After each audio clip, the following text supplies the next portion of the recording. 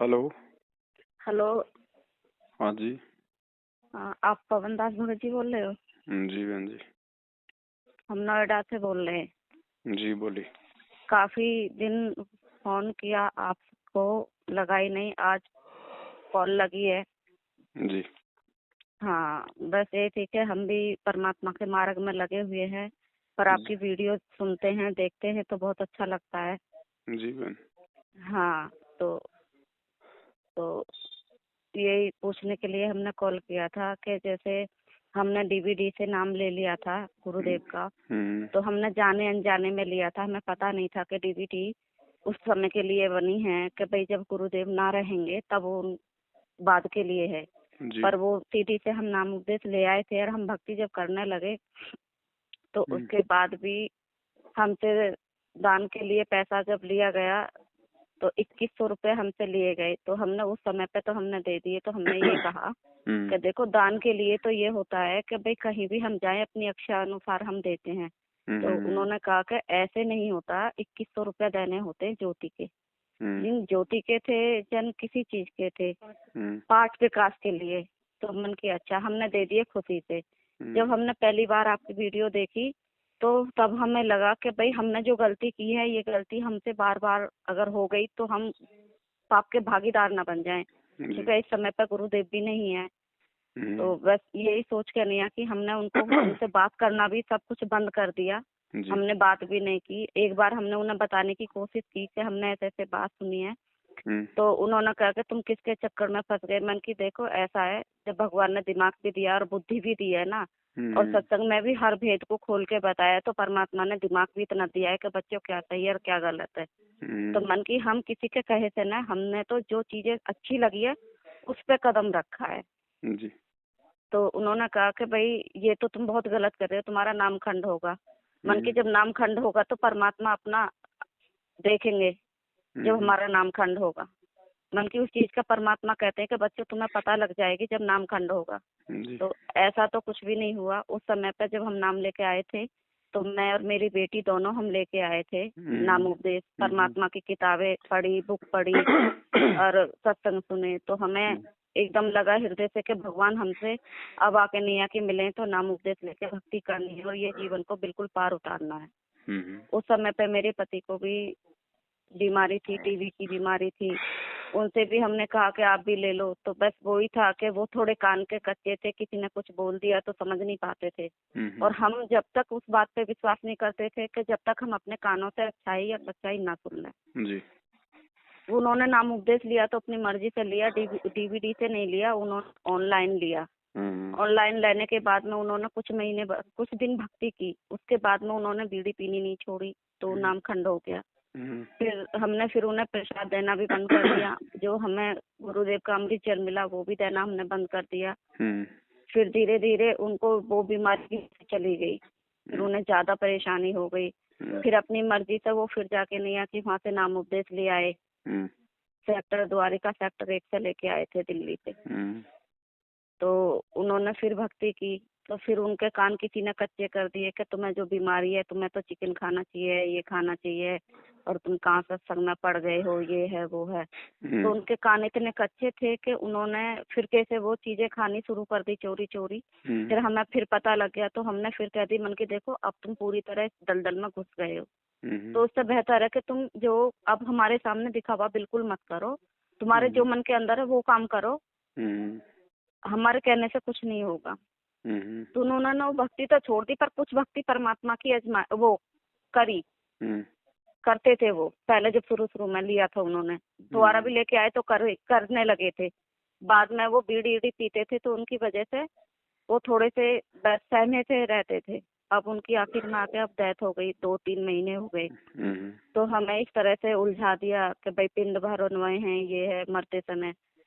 पर हमने हृदय से कोई काम नहीं किया, हमने तो बस परमात्मा को अपने दिल में रखा कि भगवान, ना तो मेरे हाथ चलने वाले हैं और ना ही मेरे पैर चलने वाले हैं।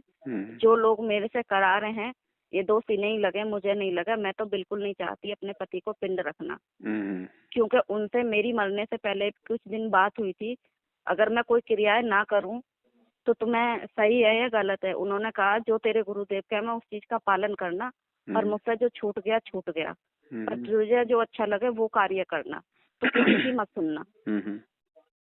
तो उस समय पे मेरे पति की भी डेथ हो गई। फिर उसके बाद में तीजा ईजा भी हुआ, तो मैंने कहा मन कि भाई जो तीजे का होगा वो मैं बिल्कुल नहीं खाऊंगी, तुम्हें जो तीजे का सामान बनाना है उतना ही बनाना जितना उनकी पतावली पे चले जाए, और पूजा यहाँ नहीं करनी, बाहर करनी है। तो ऐसा ही किया। तो घर में फिर हवन वगैरह सब कराया।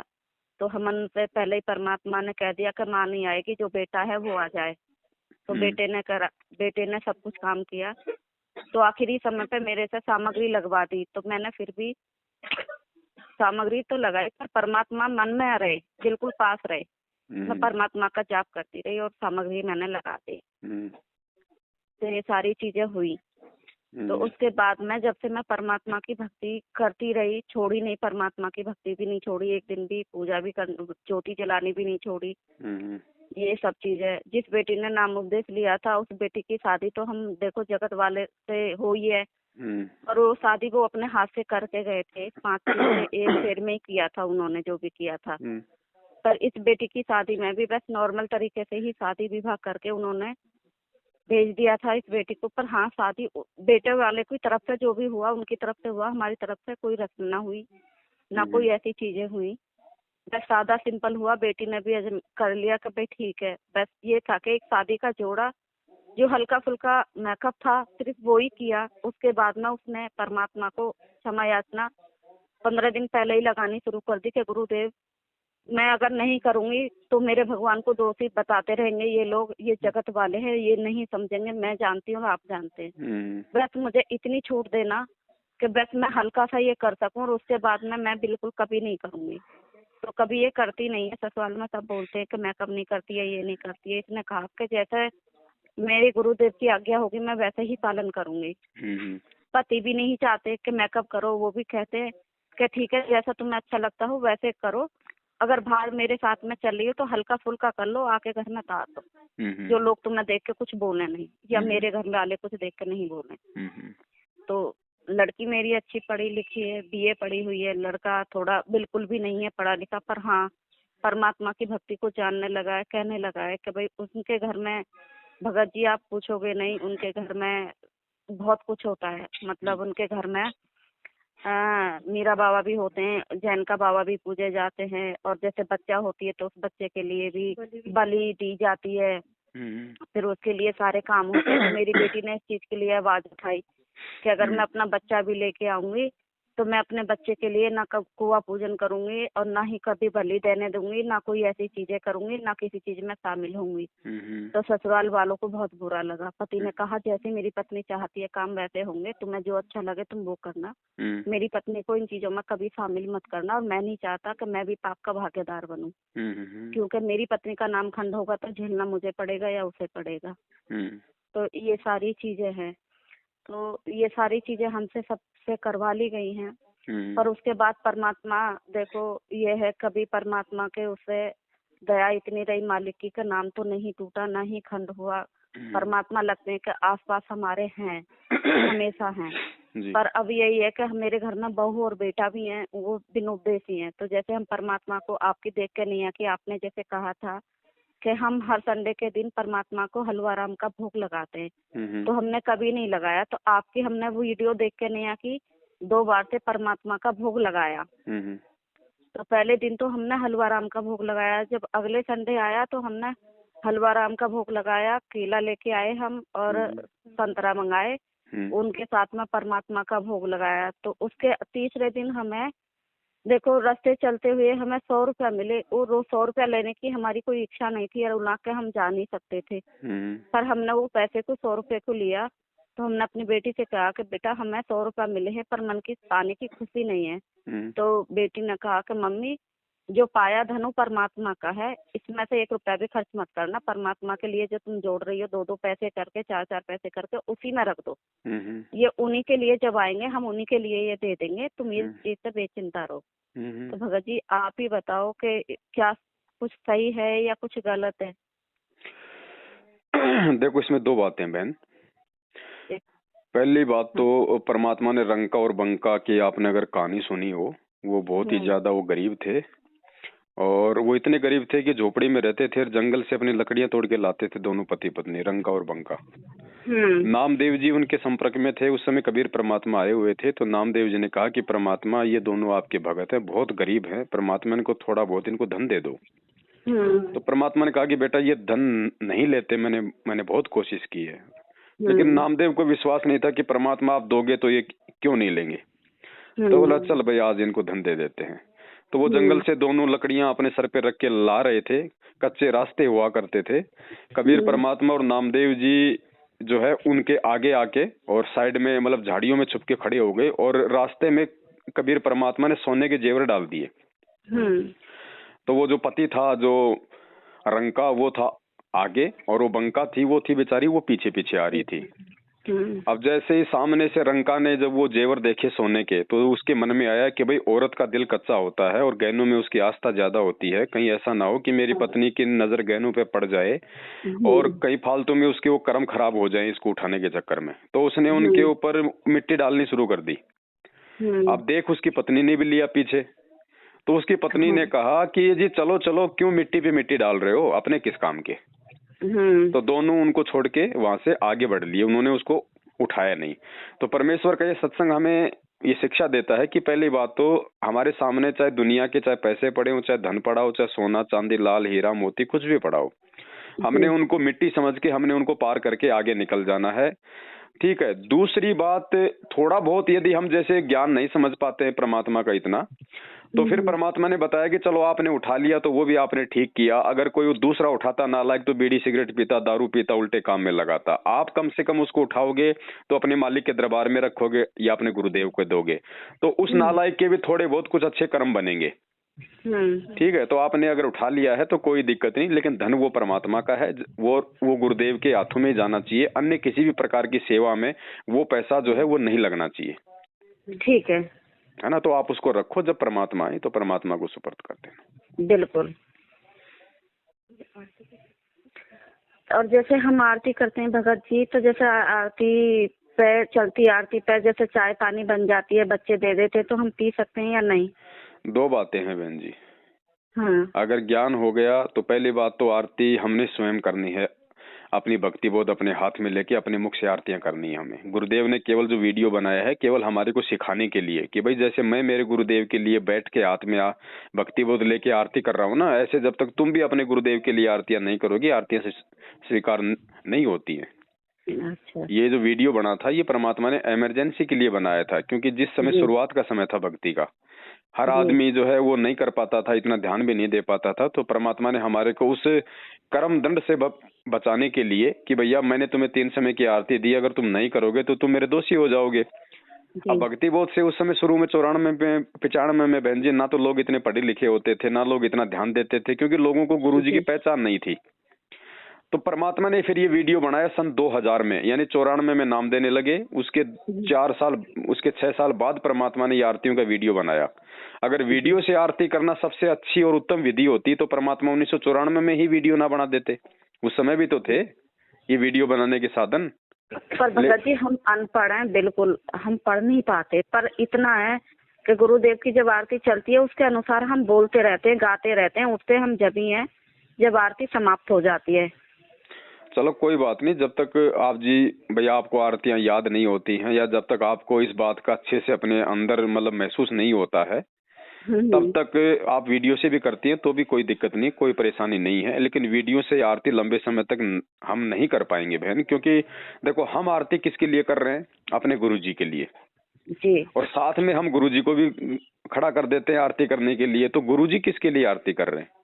चलो हम तो परमात्मा से समय इतना मांग रहे हैं कि मैं अपराधी जन्म का, नक्सिक भरे विकार, तुम दाता दुख भंजना, मेरी करो संभार। हम तो चलो गुरुजी से आरती कर रहे हैं, प्रार्थना कर रहे हैं, लेकिन गुरुजी किसके लिए कर रहे हैं भाई? जब हमने मान लिया कि वो भगवान है, परमात्मा है, तो आरती तो हमें करनी है ना, गुरुजी थोड़े करेंगे। वो तो गुरुजी ने हमें सिखाया है उन वीडियो के माध्यम से। है ना। जैसे बच्चा प्रथम कक्षा में होता है तो टीचर उसको सिखाता है कि आम क्या होता है, आ से आम, ए फॉर एप्पल। जब वो बच्चा 8वीं 10वीं में हो जाता है और कहीं कोई आम का नाम आता है तो टीचर उसको बोल के नहीं समझाता, फिर ना वो बच्चा बोल के उस चीज को समझता है। तो ये जो आरतियों के जो वीडियो थे, ये परमात्मा ने हमें मतलब विधि समझाने के लिए दिए हैं, ना कि इन वीडियो से आरती करने के लिए। फिर भी जैसे कोई अनपढ़ है, कोई ऐसा भाई है, और जब तक वो अपनी मतलब सही स्थिति में नहीं आता है, जैसे भाई अनपढ़ है तो परिवार के दूसरे लोग हैं वो पढ़े लिखे हैं तो उनके साथ में कर सकता है, अपने भाई बहनों का जो वीडियो है उसको रिकॉर्ड कर सकता है, फिर जब उसको आरती करनी हो तो अपने भाई बहनों वाला आरती का वीडियो लगा दे, साथ साथ में वो भी कर ले। कहने का मतलब है परमात्मा को हमने आरती नहीं करवानी, आरती अब जो है मतलब कि हमने करनी है। बहन जी, जब गरीबदास जी का समय था, 650 साल पहले कबीर परमात्मा का समय था, उस समय कौन से वीडियो थे? हम भगत ही तो आरती किया करते थे आपस में, हाँ, है ना। तो चलो ये तो बाद की बातें हैं, धीरे धीरे समझ में आएंगी। आपका जो सवाल है वो ये है कि आरती के बीच में कोई चाय पानी बन जाती है तो हम वो क्या करें। देखो, जहां तक हो सके 99% तो ये या तो पहले पी लो या फिर बाद में पी लो, और बहुत ही ज्यादा ऐसा कोई हो मान लो तो फिर बहन जी परमात्मा की मालिक को दंडवत करके मालिक की आरती को स्टॉप कर दो, चाय पी लो, हाथ धो लो, उसके बाद फिर अपनी आरती शुरू कर लो, ठीक है ना। बाकी ऐसा अगर ना हो तो ज्यादा बेटर है, क्योंकि एक चाय के लिए हम भगवान की आरती को रोक दें, थोड़ा सा वो भी ठीक नहीं आत्मा है। को स्वीकार नहीं होता ये बात।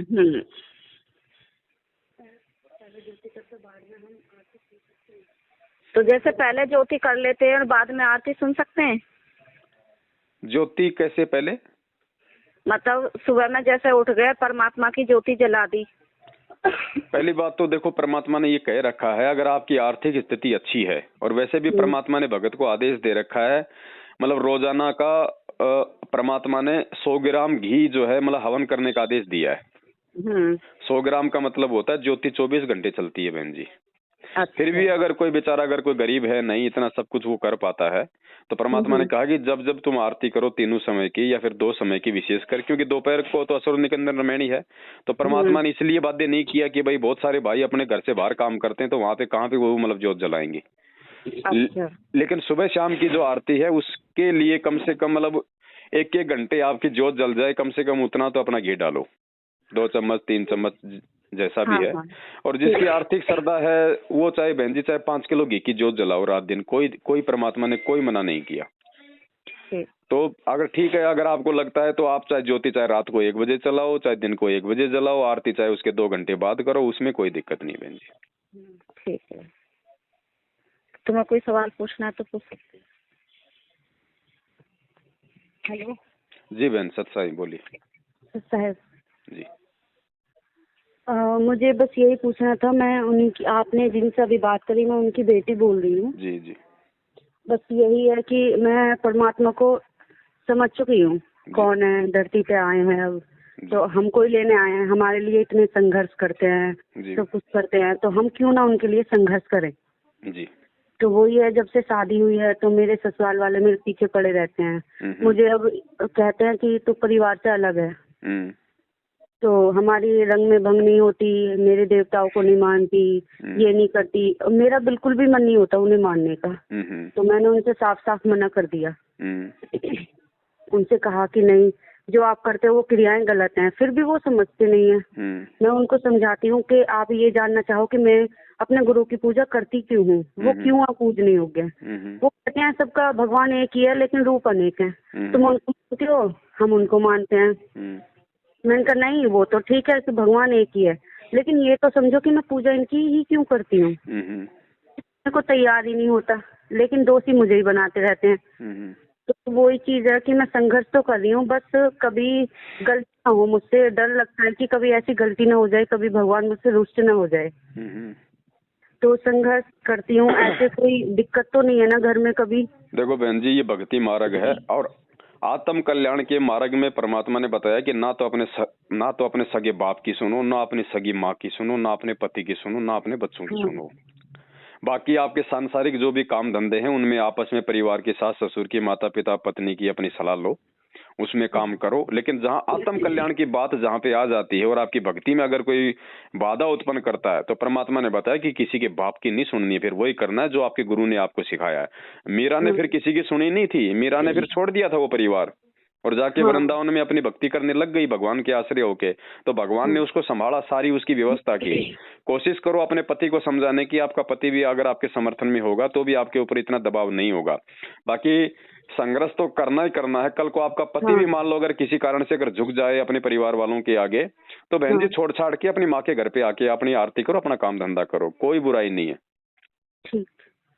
लेकिन लेकिन भक्ति नहीं छोड़नी बहन जी, ये मर्यादा नहीं तोड़नी परमात्मा की। नहीं छोड़ूंगी किसी भी कीमत पर। इतनी मुश्किल से मिले हैं, इतनी मुश्किल से, बहुत ज्यादा। और फिर जो संघर्ष करता है ना, फिर उसके साथ में भगवान होता है, वो अकेला ना समझे अपने आप को।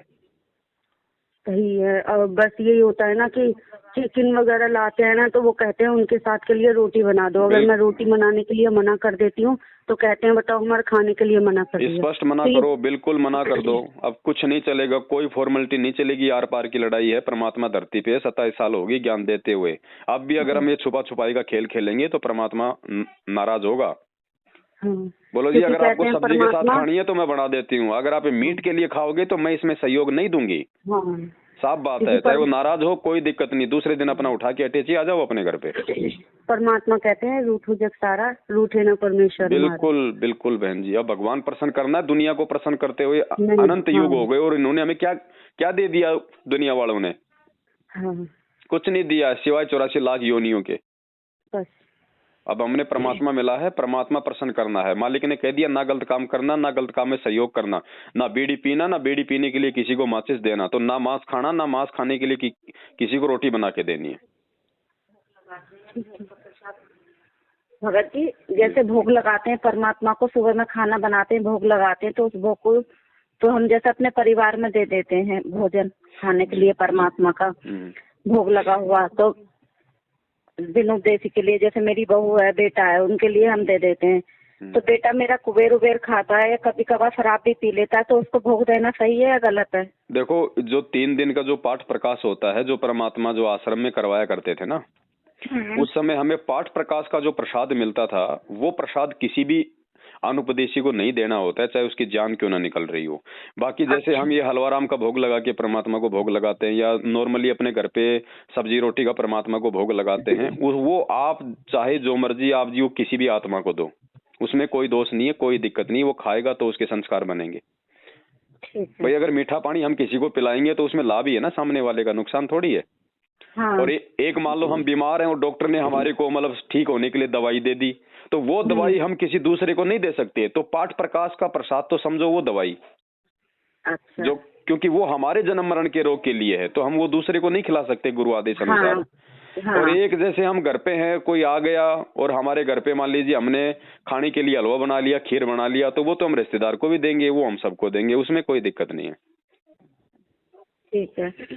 क्योंकि अभी मेरा ना बहू का बेटा हुआ था ना, तो बेटा हुआ अच्छा ठीक ठाक था, सब कुछ था। जैसे ही बहू का दूध पीने लगा तो उसको बच्चे को दर्द बन गया, पेट में करहाने लगा। तो बच्चा ना जैसे छाती से लगा लेते थे, तो ये कहता था अम्मा अम्मा, तो मैं कहती अम्मा अम्मा करके नहीं आके बोले। तो भगत जी उस पर मेरा ना दिल इतना चला गया कि इसे मैं, बेटा का बेटा है तो इसे मैं अपने लिए ले लूंगी और अपने उससे पालूंगी। ऐसा हुआ कि उसमें आत्मा इतनी चली गई मेरी बहुत ज्यादा। तो वो बच्चा बीमार हो गया। बीमार होने के कारण जहाँ वो पैदा हुआ हम उसे वहाँ ले गए। वहाँ जाने के बाद में ना उसने हाथ पैर नहीं हिलाए, तो डॉक्टर ने बोला इसे कलावती ले जाके भर्ती कर दो, बच्चे में कुछ नहीं है। उस बच्चे को अचानक से ही बुखार चढ़ा रात को और दिन में, और इतनी तेज बुखार कि 102 103 इसमें रहने लगा। उसके टेस्ट हुए वहाँ पे, तो कोई तो कहे कि इसका किडनी खराब है, कोई कहे इसका लीवर डिसमिस है। और बच्चा इतना तंदुरुस्त बहुत ज्यादा, उसका जो दूध भी उसका वहाँ बंद कर दिया गया। तो भगत जी उस बच्चे की वहाँ पर ना डेथ हो गई। डेथ किस हिसाब से हुई कि जैसे उसे बुखार हुआ, मैंने डॉक्टर ने से कहा कि सिस्टर इसे देखो, तो उस बच्चे की लंबी सांसें पड़ी और मेरे सामने वो बच्चा लेटा हुआ धीरे से उठ गया मेरे हाथ के सहारे से। जो भाप ना उसे लगा रही थी, उस भाप की शीशी उसने अपने हाथ से पकड़कर मेरी तरफ आंखें घुमा के और देखने लगा वो बच्चा। उसी दौरान उस बच्चे की लंबी लंबी सांसें पड़ने लगी। जैसे ही मैडम ने उसे देखा तो उसके गुब्बारे पेट में नली देने के लिए मुंह खोला, उसके जो पेट में नली दी और ये सब किया, गुब्बारा लगाया। उस बच्चे की वहाँ पर डेथ हो गई। जब वो बच्चे की डेथ हो गई तो उससे पहले जब वो बीमार हुआ था तो गुरुदेव कहते हैं ना कि छोटा बच्चा है और अबोध बच्चा है तो उसको अमृत जल दे सकते हैं अगर कोई परेशानी है।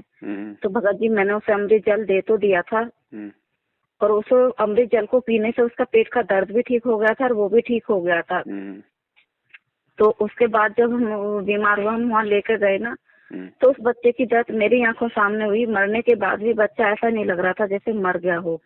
और उस मरे हुए बच्चे के मुंह से मैंने वो सारी पाइप सब निकाली, सब सिरिंज वगैरह सब निकाल दी कर दी और मैंने कपड़े में लपेट कर लिया कि जैसे ही उस बच्चे को लिया तो उसने मेरा गले बांध पकड़ लिया, मतलब अपने हाथ से, और ऐसे करके नहीं मेरे मुंह पे लग गया कि जैसे इसमें कुछ सांसें हैं।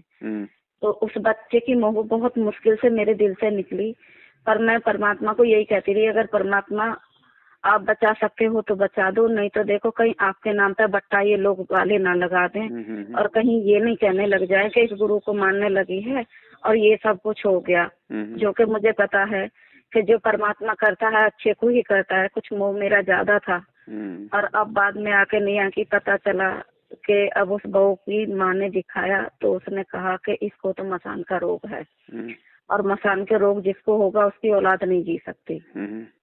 तो ये सब चीज देख के नहीं की तो मुझे अब ये है कि भाई बेटा या तो तू भी नाम उपदेश ले ले, भक्ति कर, जब तक गुरुदेव में तो तू एक काम कर ले, संकल्प नाम दीक्षा ले ले, ऐसे ही संकल्प कर ले और रह ले। तो वो तो अभी कुछ करने के लिए तैयार नहीं है, अपनी माँ के घर गई हैं थोड़ा इलाज कराने के लिए। मैं कि तुम्हें जहाँ जाना है तुम जा सकती हो पर मुझे इन चीजों में बिल्कुल मत घसीटना। तो वो चली गई हैं, पति मेरा बेटा भी और बहू भी। तो जब से वो बच्चा खत्म हुआ मुझे सबने भे के इतना मारा, मतलब बातों से, अपनी बातों से, मेरे भाइयों ने भी, सबने। पर ये था कि इसके पापा ने कुछ नहीं कहा। उन्होंने कहा कि जो होता है अच्छे को होता है, तू अपने दिल पर बोझ मत ले, भगवान नहीं चाहते कि इनकी संतान रहे तो नहीं रही, तू अपने ऊपर बोझ मत ले। जब मैंने कुछ नहीं कहा, इतना तो मैं भी जानता हूँ कि जिन भगवानों की भक्ति ली है तो ये तो मुझे भी पता है कि भक्ति किसकी है किसकी नहीं है, ये तो जगत वाले हैं ऐसे ही कहेंगे। कोई बात नहीं है, मेरा नाम खंड हुआ है, तुम्हारा नहीं हुआ, मैं तुम्हें जानता हूँ और भगवान को भी जानता हूँ। तू रहने दे, जैसा भी है इन्हें कहने दे, इनकी बातों का कोई बुरा मत माने, मत दिल पे लगा। तो ठेस उन्होंने मेरे मन से हटा तो दी, क्योंकि उन्हें भी पता था कि अगर मैंने ज्यादा टेंशन ले ली तो कहीं ऐसा ना हो कि इसी के लेने के देने पड़ जाए। पर भगवान मेरे साथ हमेशा रहे, इतने झटके पड़े तो परमात्मा ने मेरा साथ कभी नहीं छोड़ा। ऐसे लगता रहा पल पल मेरे हाथ पास है। तो ये सब चीजें मेरे घर के अंदर हुई है। पहले पोता गया, फिर दादा गया, फिर ये सब सारी टेंशन हुई, सारी उलझने हुई।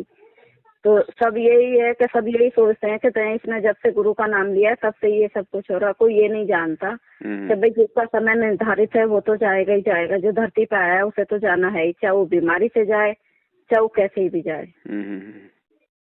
तो ये सब कुछ चल रहा।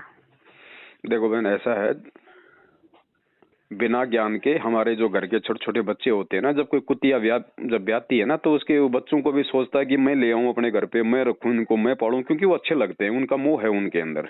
ठीक है, वो स्थिति बिना इस सतगुरु के ज्ञान के, चाहे कोई 80 साल का आदमी हो, चाहे 50 साल का आदमी हो, चाहे कोई कितना पढ़ा लिखा हो, मोह उसके अंदर रहेगा अपने परिवार वालों के प्रति, बाल बच्चों के प्रति। लेकिन जब वो बच्चा जब थोड़ा बड़ा हो जाता है ना, फिर वो खुद ही कहता है ये गंदगी करेगा, घर में रहने दे इसको बाहर रखो, इसको कुत्ते को।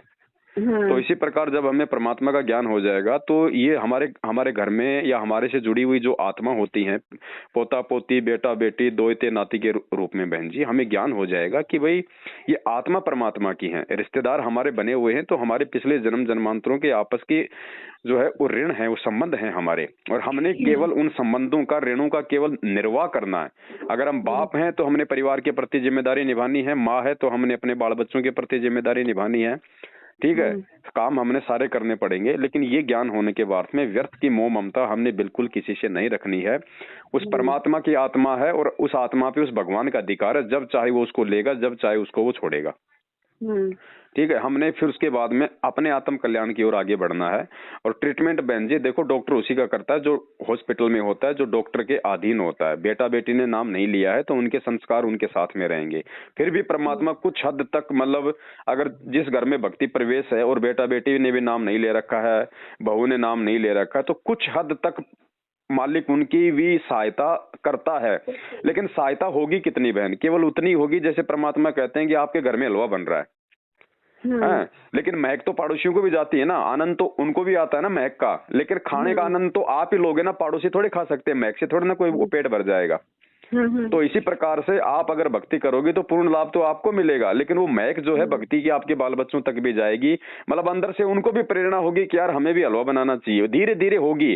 जब एक दिन महक कान में जाएगी, 2 दिन महक कान में जाएगी, रोज वो महक जब कान में जाएगी तो पड़ोसी सोचेगा यार आज तो अपन भी हलवा बना ही लेते हैं। तो आपके भक्ति करते रहने से एक ना एक दिन आपके बाल बच्चों में भी भक्ति करने की प्रेरणा परमात्मा की दया से होगी। इसलिए गुरुजी कहते हैं कि आप संघर्ष करना मत छोड़ो। ठीक है भगत जी। सत साहेब। सत साहेब बहन, जय हो बंदी छोड़ के। जय।